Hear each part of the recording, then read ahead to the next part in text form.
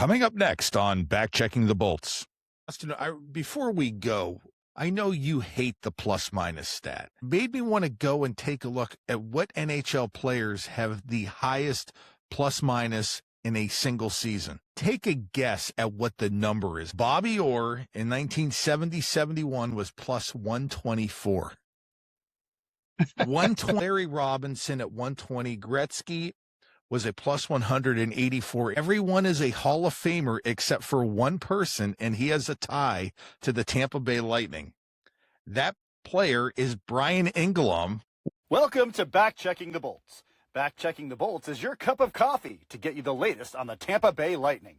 Join host Jason Linkus and the managing editor of Raw Charge, Justin Godfrey, as they break down the Lightning's most recent games and go beyond the highlights, telling you what the box scores didn't. It's time to drop the puck.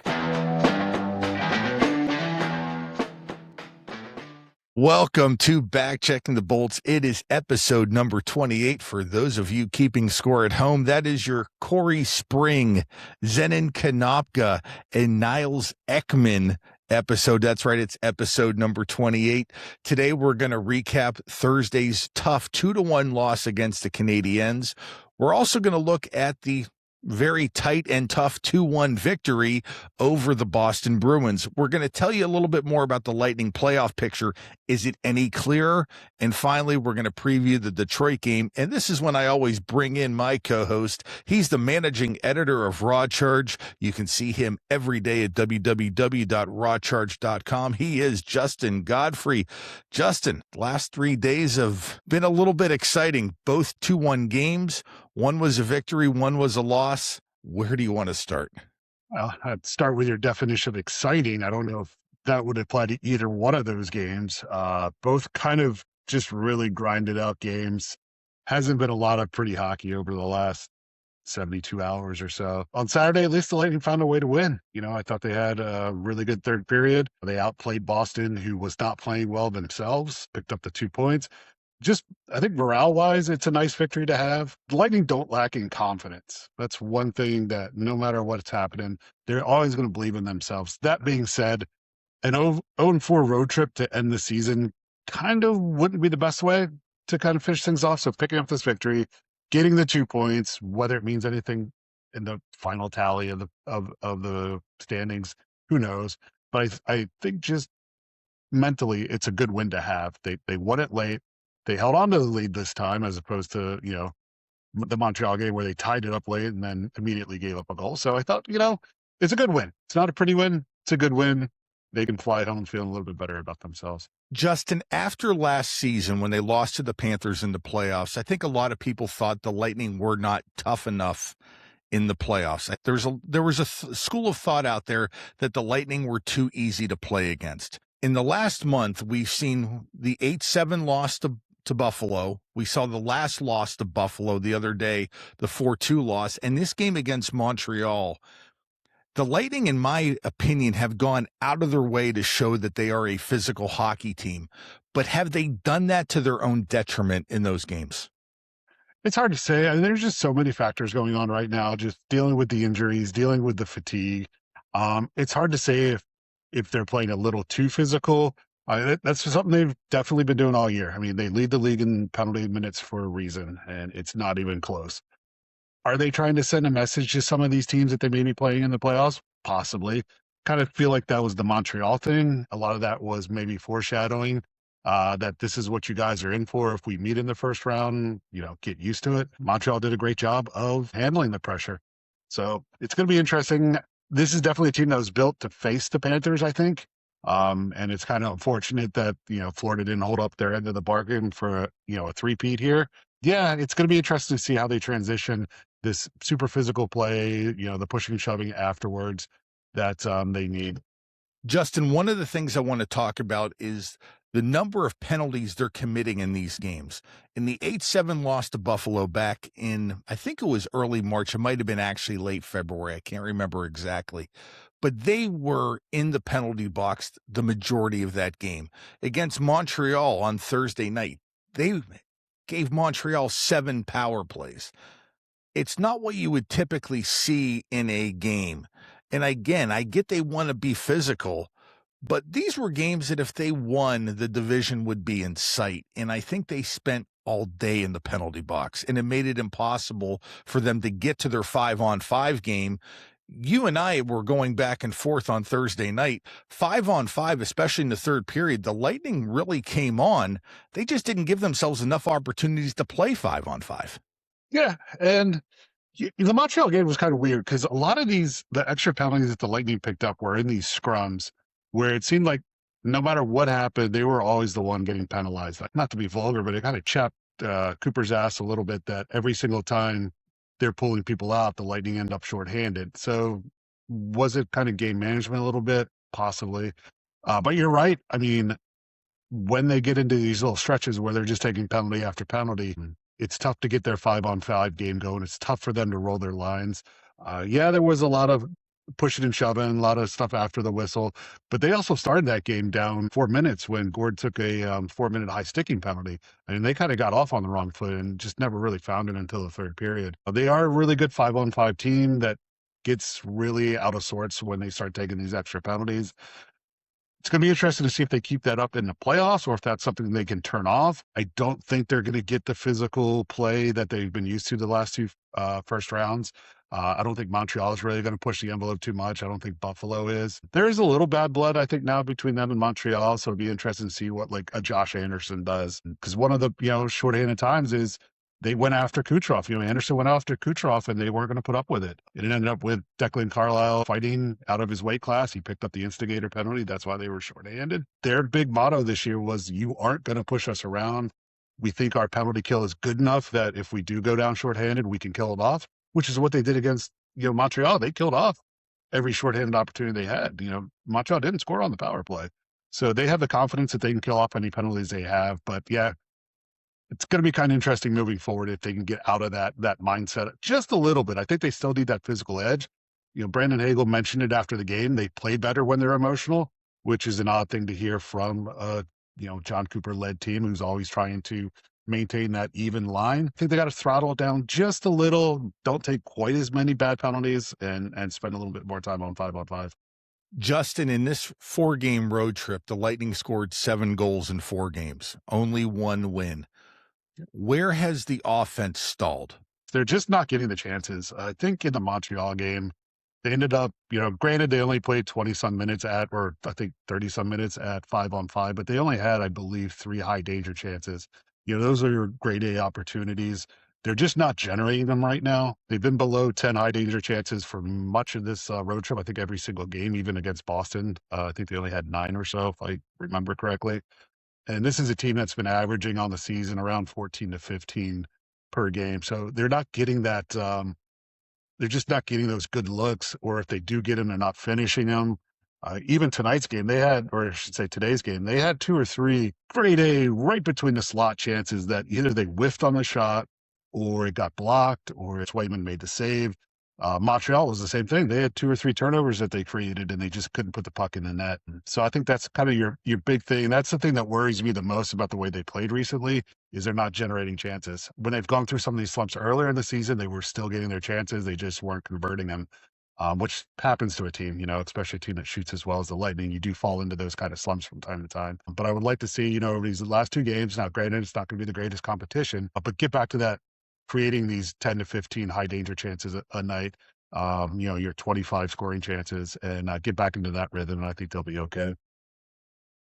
I want to talk a little bit about the secondary scoring that has really evaporated over the last 10 games. First of all, you have Braden Point, 1 goal in his last 11 games. Gage Gonsalves, scoreless in 14. Oliver Bjorkstrand, scoreless in 17. Zegmas Girgensons, 1 goal in 17.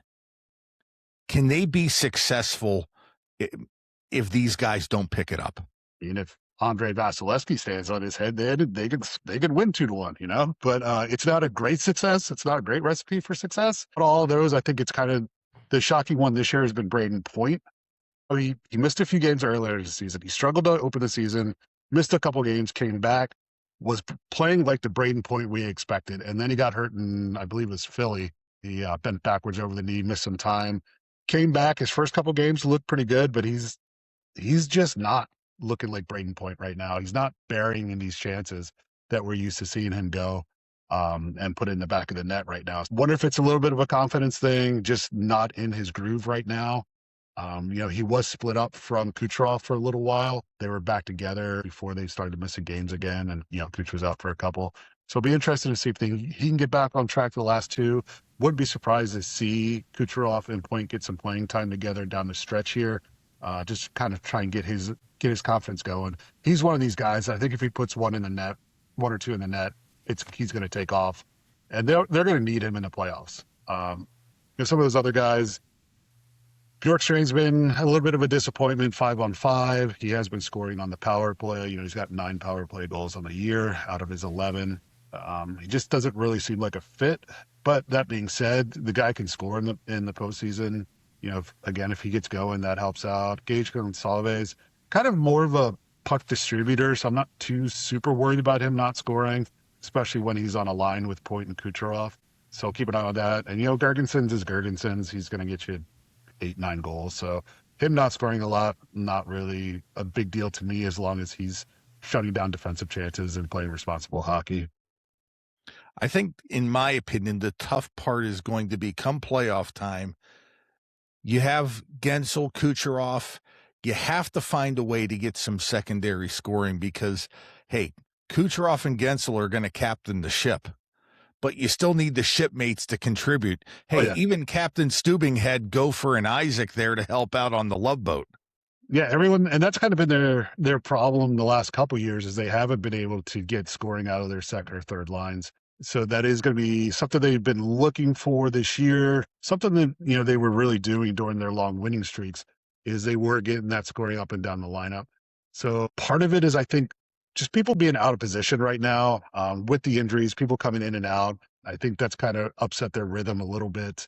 It was nice to see Hagel come back tonight and get a goal. I mean, it was vintage Brandon Hagel. He gets a nice pass from Gonsalves, blows down the middle of the ice and sneaks it past Swayman. I think him and Cirelli kind of are really good together as far as getting in front of the net, getting that pressure on, wearing out. With those two back in the lineup, I wouldn't be surprised to see the scoring pick up a little bit over the last couple games and then hopefully into the first round. Real quick thought from the Montreal game. Possible playoff opponent, and I would say right now it's more than likely. It's probably at least a 50% chance, and I think I've seen that on a couple websites. What do you like on the matchup? What do you dislike on the matchup? Definitely dislike the speed of that top line. I think we mentioned it in the preview last week before these two teams played, that Cole Caulfield, Slafkovsky, and Nick Suzuki line.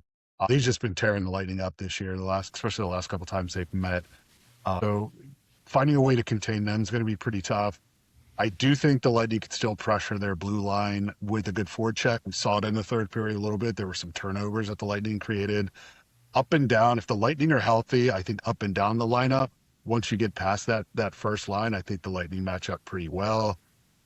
And, goaltending is goaltending. Until somebody does it in the playoffs, you're never quite sure. So is Dobish going to be the guy for them? Can he take his game to that next level in the playoffs? Right now I like the Vasilevsky versus Dobish matchup, but it's a young kid. Maybe he is going to be a playoff star. So we'll see how it goes. So right now I do like the goaltending matchup. I like the depth matchup, and I kind of like the defensive matchup. So if the Lightning can find a way to shut down that Caulfield line, that Suzuki line, then I think they have a fairly good chance of winning. I think no matter what, it's going to be pretty much a coin toss series, and I think that's true with Montreal. I think it's true with Buffalo too. I think that's going to be a coin flip series if somehow they end up matching up against them. Hey, did you happen to see Cole Caulfield got his 50th of the season? He was the first Canadian since I think it was 1989-90 to get 50 goals in a season. Did you see who that last Canadian was? You definitely know who that last Canadian was. He's also a former Bolt, and I believe we know him by his short-lived nickname, right? He's the Undertaker. Because he buries goals. Yeah. God, that was a great ad I remember campaign. seeing that billboard on 275. I don't know how many times. Great ad campaign. I think it was over near the Tampa dog track. Yeah, they don't do it like that anymore, man. Stefan Richer, who brief brief visit to Tampa in his career. Yeah, would have been interesting if he had some more talent around him, if he could have been a nice secondary scorer for the Lightning, but just wasn't to be. That Lightning team back in the late 90s, they had a lot of problems.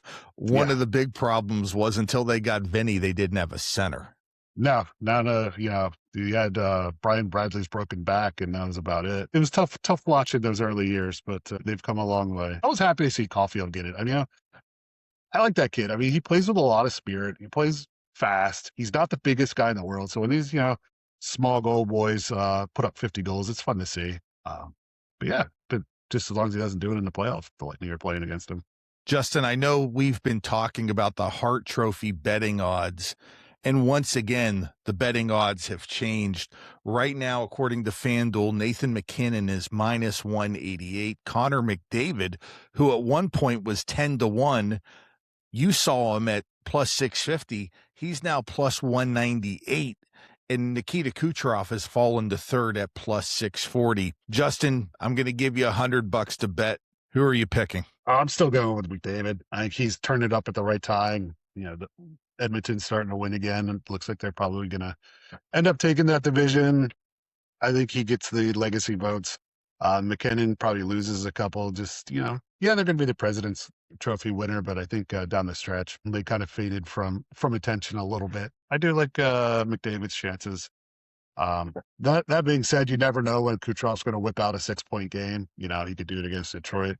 Get back. You better do it quick. If he plays against New York, maybe he does it against them and takes a scoring title on the last day of the season, which would be fun.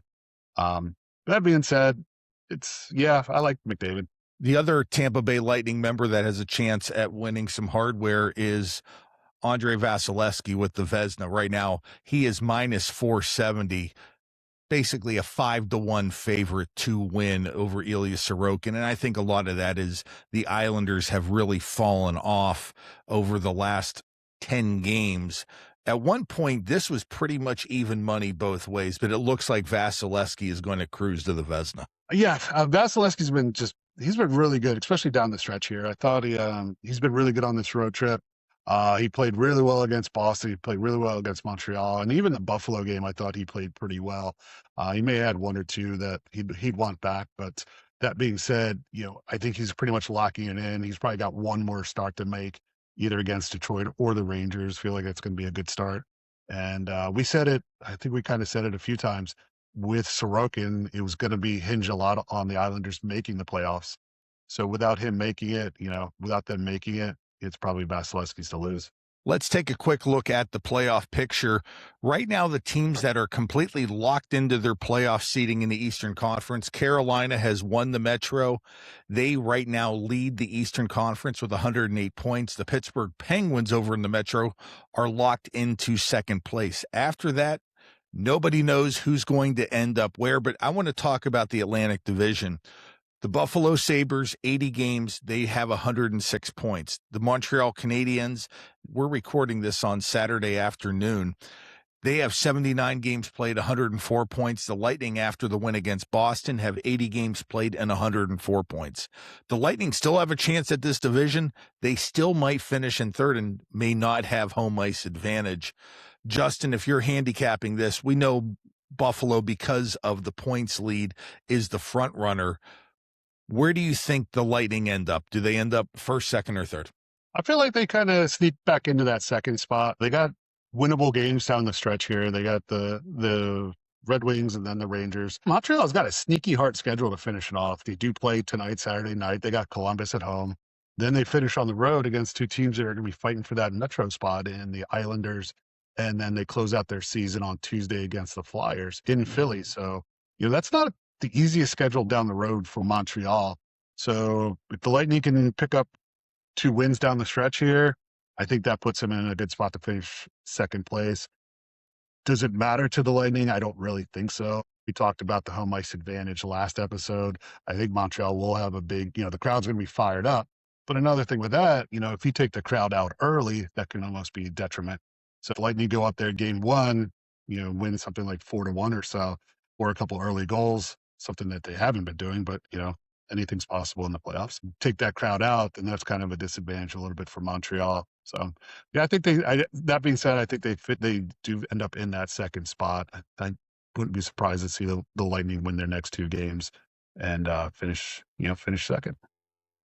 The Lightning are going to finish the 25-26 campaign with games on Monday against Detroit and on Wednesday against the New York Rangers. So far, the season series on October 17th, the Bolts lost to the Red Wings by a score of 2-1 in overtime. On November 28th, they were victorious by a score of 6-3. That game was in Detroit.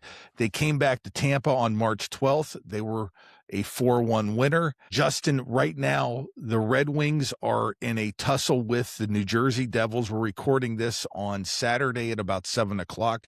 They're up 3-2. If they hold on to that third period lead, Detroit's going to have a lot to play for, so you're going to get a big effort out of the Red Wings. What matchups are you looking at in this game? So again, they're kind of a team that's similar to Montreal, and their top line really does give the Lightning some issues from time to time. Would like to see the Lightning probably put the Cirelli line out against them and then try and win the other matchups. So that's kind of what I'm looking for. Goaltending is going to be an issue with Detroit. I think they've been kind of a little porous defensively of late. I know they gave up 5 to Minnesota the other day. They gave up, I think, 3 to Philly and Columbus. So they haven't exactly been keeping the puck out of the net as of late. They lost 4-1 to the Rangers, for God's sakes. Pretty good. Yeah, it's been a rough stretch for them. They're kind of fading at the worst possible time right now. That being said, they do get the Lightning fits when they play against them. It's never an easy win. Even some of these scores that don't seem close, a lot of times the games themselves are a lot closer. So looking for the Lightning to be able to shut down that top line and then build off of that. Maybe get whatever the reconstituted Yanni Gourde line looks like. Hopefully get them involved a little bit. I think today they started off, it was Gourde. It was a really weird kind of match. I think it was Gourde, Paul, and Bjorkstrand was the trio. So that's something we haven't seen all year, but I think it's gonna be something along the lines of Gergenson's healthy, Bjorkstrand, Gourde, and Gergensons, but we'll have to see. So you never know how the coaches are going to play these games down the stretch. Coop wants to be healthy. That's his number one goal. So, if players can't go, then he's not going to push them. So could be some interesting lineups over the next two games. If Detroit wins, they are going to be 3 points behind both Ottawa and Boston. They lose every tiebreaker possible to the Senators. But if they win in regulation, they will have the same number of regulation wins as Boston. But again, they're trailing them by 3 points. You have to wonder if late in the game you may see an odd situation. If the game happens to be tied, does Detroit pull their goaltender trying to get a regulation win instead of worrying about trying to win this game in the shootout? I'm not saying it's going to happen, but it's something to keep in mind. We saw that a couple years ago with Philly. Tortorella. Yes. Pulled the goaltender, ended up giving up a goal, and of course everyone made fun of him. But it was the right play to make at the time. It was the right move to make. Yeah, I mean, you got to pick up these things in regulation, and we could come down to see that switch. That's the beauty of this time of year is you kind of see some things that you normally wouldn't. Maybe if they're trailing by 2, he pulls the goalie with like 8 minutes to go or something like that. You never know how coaches are going to deal with this. As much as people want to rag on the format, this is why Bettman pushed so hard for this kind of playoff system. It brings teams into it. It keeps teams into it. And you come down to this last week of hockey, and for a lot of these fan bases, it's pretty darn exciting. So you get the outliers like the Kings who have won like 12 regulation games or something like that and are going to possibly make a playoff spot. Sorry, they have 21 regulation wins. My bad. I think that would be the lowest of any playoff team since this format's been installed. Regulation? Yeah, the only teams that have fewer they're tied with the Blackhawks, and then Vancouver's the only team with fewer regulation wins. It's not like they're winning all these games in a shootout. They won quite a few of these in overtime. So overtime counts in the playoffs. Yes, it's 5-on-5, but still, sometimes you get this team that just likes playing overtime. But you have to get there. Hey, everyone plays with the same rules. Chip in a chair, right? That's all you need. But yeah, it's to me, it's kind of fun. Yes, I would prefer to see the seedings 1 through 8 again. Just because sometimes I get a little sick of seeing the same teams in the first round. And you do get these first round matchups where two of the best teams, face off against each other. It's going to be kind of the case in the West where Dallas and Minnesota are going to face off against each other in the first round. But still, you got to win the games you play. What's the difference between them playing the first round and the second round or, the third round? So, just play the games as they are. Enjoy the fact that we still got 5 or 6 teams in the playoff hunt. I don't even want to look at the Western Conference and see what's going on over there. But yeah, this Don't is a look good at the time of year. Pacific. It's the pillow fight division, so it's fine by me. The Lightning are comfortably in a playoff spot, so I'm not super worried about it. And maybe they end up playing one of these teams that exhaust themselves down the stretch. They do pick up a playoff spot and then upset a team in the first round, and now all of a sudden they're in the second round, but they're completely out of gas. So it should be fun. Justin, before we go, I know you hate the plus minus stat. And a couple podcasts before, we were talking about that statistic. Nathan McKinnon at the time was over plus 50. Today, he's a plus 56. And it made me want to go and take a look at what NHL players have the highest plus minus in a single season. Take a guess at what the number is. I'll tell you the player, but take a wild guess. I want to say I saw this a little while ago. It was a ridiculous number. It's like plus 60 something or something like that. Bobby Orr in 1970-71 was plus 124. Jesus. 124. Larry Robinson in 76-77 was plus 120. Now, I will say this. When Bobby Orr got that, the NHL had just expanded to 12 teams, and I think Vancouver might have been added that season. You basically had the rich and the poor because the expansion draft, the original 6 did not allow many players to go to the new franchises. Yeah. So there was a big division between the original 6 and the expansion 6. But you had Larry Robinson at 120, Gretzky was a plus 184-85. Out of the top 20, everyone is a Hall of Famer except for one person, and he has a tie to the Tampa Bay Lightning. That player is Brian Engelum, the television commentator. He was a plus 78 with the Canadiens in 1981-82. Former Canadiens defenseman, yeah. That's interesting. And for the record, I don't hate the stat. I just don't think it's a great stat. It's a very high level stat. And I think people make too big a deal out of plus minus. Now, when you got a player like, I think JJ Moser's a plus 40 or something like that, it's a good indication that, yes, he's on the ice for basically 40 more goals than he's given up. But again, it just doesn't take into account a lot of little factors. It's an okay stat. I just, there's better ways to evaluate how a player is, how effective a player is than, somebody getting a point for stepping on the ice at the right moment, dangling his foot over the board and, oh, look, Kucherov just scored. I was changing behind him, so I get a point. Yay, me.